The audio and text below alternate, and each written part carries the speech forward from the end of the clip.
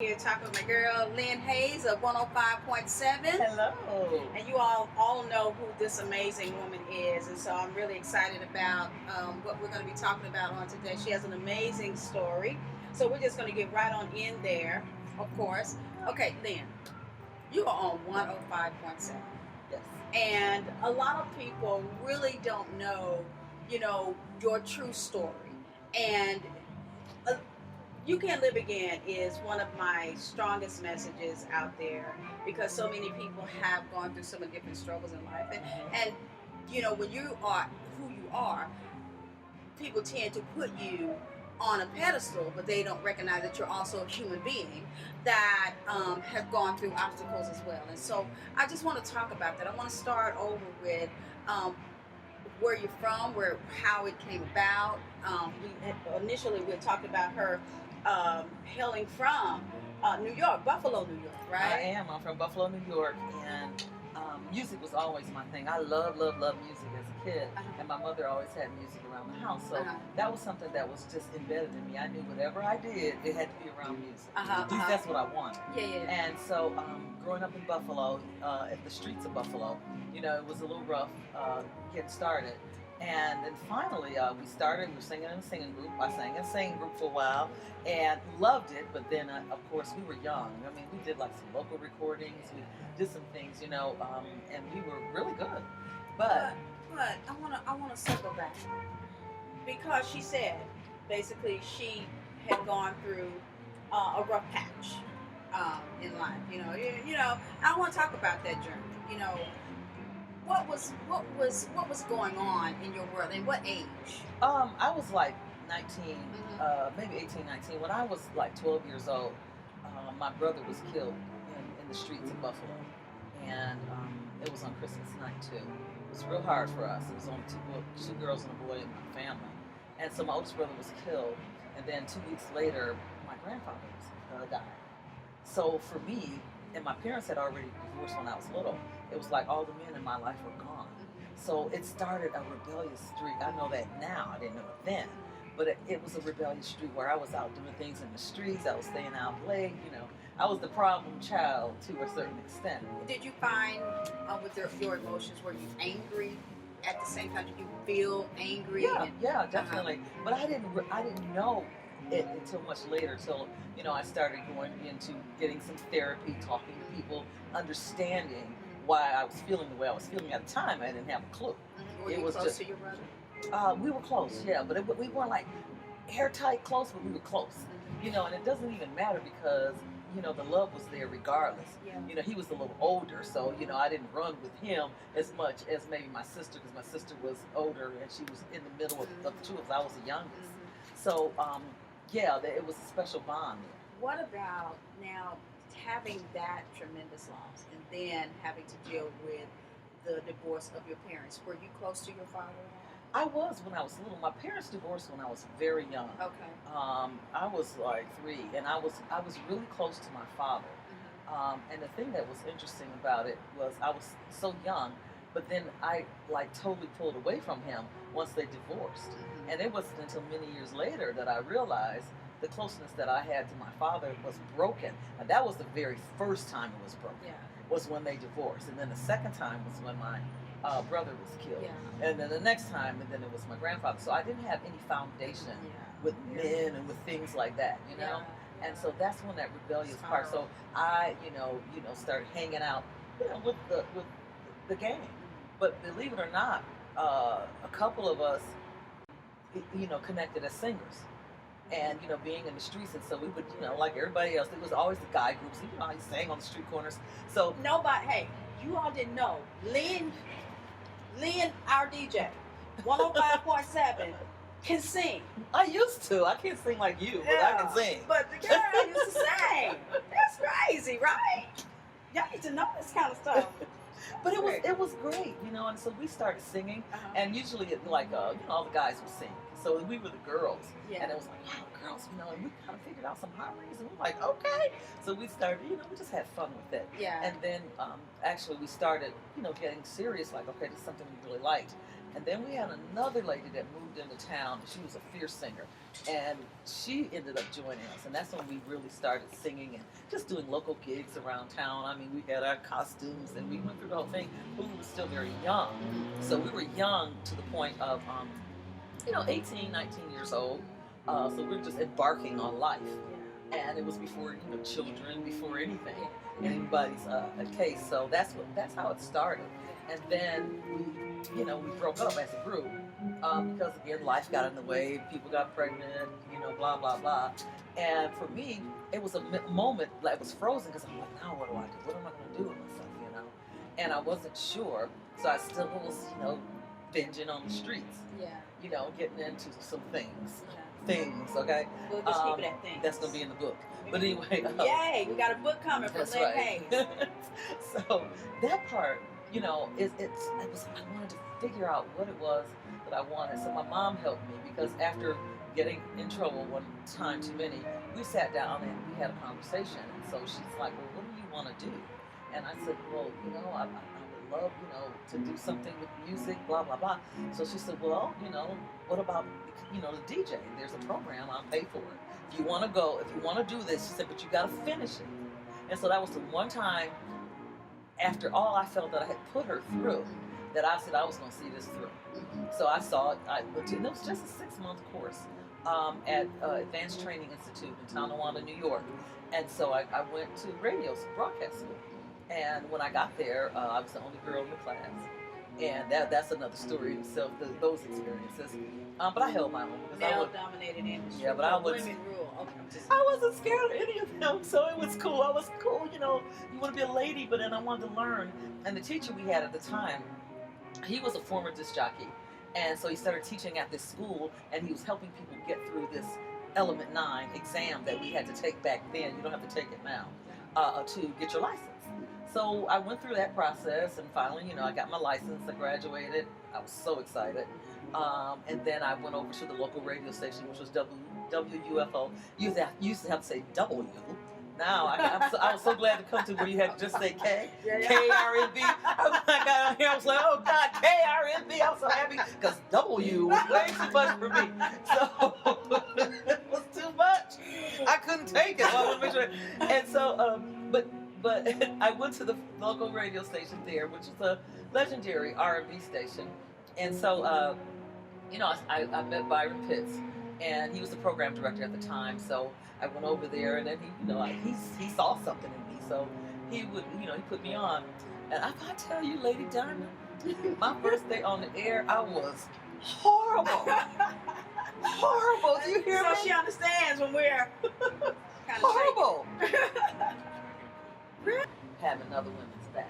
Yeah. Because I, created this event, a meeting in the ladies' room. Oh, wow. And women would come together. I want to go. Well, we would do that. When I was at 94.5, we would, I decided this idea. I said, okay, I want to do this thing with women. But first, we're going to try to just do a power walk. And the thing that, you're on the right track. I said, I told my partner, I said, I want to do this, maybe get a few women together. We, go to the park, we walk, we talk a lot. Yeah. So I said, we'll probably get about 50 women. We ended up getting 150 women. Wow. And then here comes Channel 8 saying, hey, we want to film it. And we're like, okay. So, it evolved. And so those type of things, I'm just all about, even at times when it's tough, because even now, even now, still being in the game, especially trying to stay relevant, stay relevant in the game when you got other people, coming for you. Yeah. And so, man, yeah. It's deep. It's deep. And I like the fact that you're for the women, supporting women. You're an advocate for that. Oh, absolutely. What do you think? Why do you think that is so prevalent? This is a real issue. And why do you think that is so prevalent among women, where this crab mentality is taking place? I know it's caused me to run many times and just go in my corner because I'm like, all right, because I know, and I want to do real talk with you here. I know that when I do something, I don't do it 99%. I don't do it 100%. I do it 110%. But I find that can be intimidating to some. And what do you do when that's all you know to do, but yet it's still the trying to get people to embrace who you are while embracing who they are. How do you continue to be able to support them and not say, "Oh, let me go in the corner," because Well, you have to know that God gave us the gift, to shine our lights and shine our lights bright. So the first thing I'm going to always do is go with the positive, let me support you route. Now, if it comes, you've done that to me. You have. You did she DJ'd my birthday party, honey. You did that. We sure had a good time. Yeah, we did. We had a good time. It was good. It really was good. It was a great party. It really was. But I've seen you and I've watched you. Because I'm one that I've in the past been quick to run. The minute I see, based on experience, and then I see, confusion, or if I feel, oh my God, this is going to lead to something that is going to be hurtful in the long run, I have had a tendency to run away from it. So how have you been able to continue to say, hey, I'm going to surround yourself, with people that that you can talk to and that you can trust. And even if you feel that this person is not for you, then they probably aren't. And you're cordial. I mean, in every situation, you're cordial. I'm cordial with people, but that doesn't mean that, we're going to be hanging out every day or whatever, but I can work with you. But I've learned, I've been lucky enough to have friends over the years that when I'm going through it, I can pick up the phone and say, girl, let me tell you, please, pray for me. Yes. And, and then, also just having a spiritual foundation, whatever your foundation is, whatever that time, those affirmations, those things that really center you and ground you, those are the things that keep you going, because this business and a lot of businesses, they're heartbreaking businesses, and the thing that I'm realizing is even now, I have a voice, and that's the gift that God gave me.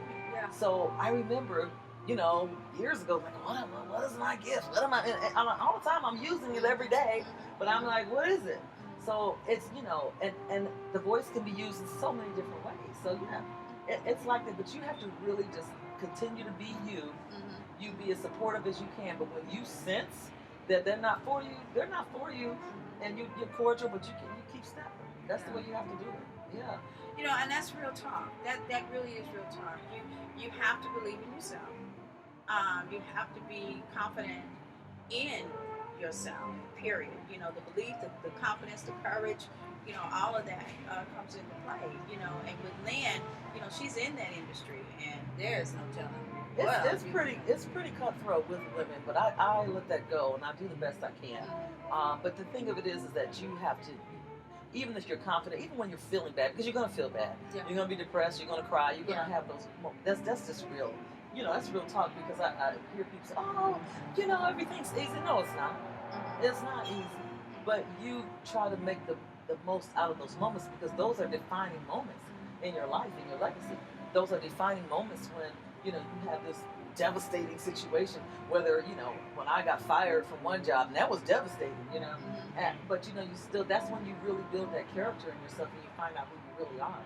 So those are defining moments to me. That's good. That to me, that's how I have always run. If something that I don't understand is happening, really that strengthens me. That makes me more determined to be who I am, or to believe in what I know I can purpose to do. And all of y'all know that, I MC the House of New Gospel. I'm very confident in it. And I know that, not everybody was happy about that. But I knew what I was purposed to do. That was my why. And it's still my why. And so, but I managed to continue to believe in what I know I was supposed to do. But like she said, there were days that I cried. There were days that I hurt. There were days that I had to talk to someone about it. And it doesn't mean, it's nothing wrong with talking to someone about your feelings. But one thing I have learned is you have to talk to someone who knows how to listen, who truly does care about your feelings, and won't turn it into something that it's not, or something negative. You have to, that's the one thing you have to be clear on, and that's the one thing that I've learned through the years, is to really be careful about who I talk to. And even if you, let's just say you make a mistake and say, hey, I'm talking to this person about, those are your telltale times to say, okay, if I talk to this person about this and they turn it into something negative, that's the end of that conversation. Those are learning points for you to remember, to be careful about who you associate yourself with in terms of your issues, in terms of your problems, in terms of your concerns. Because it has to be someone who's mentally healthy. It has to be someone who's emotionally healthy, who understands how to walk you through situations. That's true. That's absolutely right. And you definitely have to. You just have to stay in it. I mean, even now it's harder, because I've been in it. And it's like, okay, how do I reinvent myself? And I still have to go in there. Even some days when I'm just like, you know that when I turn the microphone on, then I said my goal now is always praise to God. Let me help somebody feel good today. Let me use my voice to make somebody smile. Let me do something for somebody. And then, because you don't think about it when you're in it sometimes. I'm in it and we're behind the scenes and I have people coming in, hey, we need you to do this, do that. Okay, don't say this, do say that, blah, blah, blah. Because we're constantly like this in the studio. Hey, you got to interview this person. Hey, you got to do that, blah, blah, So it's sort of like, even though you're in it, you're excited, and I am, it's like I always have that silent prayer before I come in and say, okay, you know what?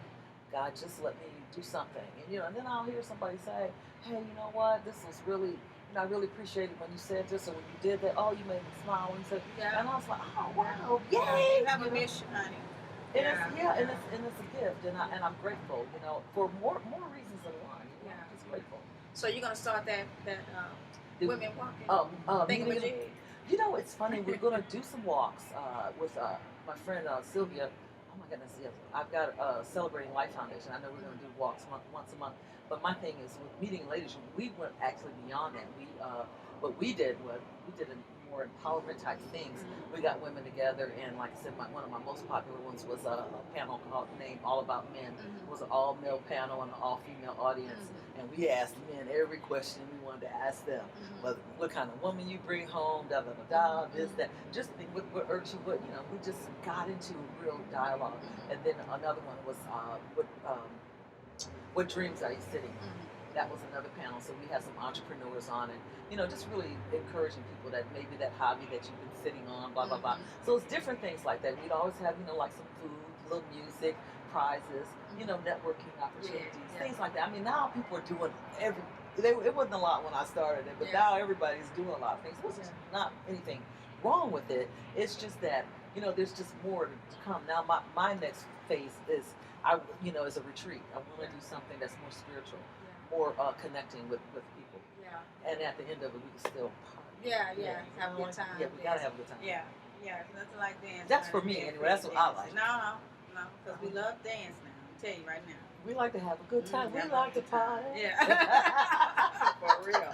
Well, Lynne, what do you have to say to our audience out there in terms of the discussions that we had on today, whether it is regarding your upbringing, whether it's regarding you as a disc jockey, that you really have a story. So what do you want to say to our audience? What do you want to leave us with after talking to Lynne Haze of K105.7? Hey, all right, this is the deal. I just feel like, I know a lot of times people say, do you? But just find things that you can connect with on this journey, whether it's your spiritual side, whether it's people in your life, whether it's, I don't know, that gift that you have. Just keep searching for it, keep striving for it, writing, journaling, do things that are going to help you through whatever process that you're going to. And keep listening to me, Smooth R&B 105.7, 10 a.m. to 3 p.m., Monday through Friday. Woo, woo! Jam, that old school is there. Oh, yeah. We got Maxwell, too. Oh, hey. That's my man.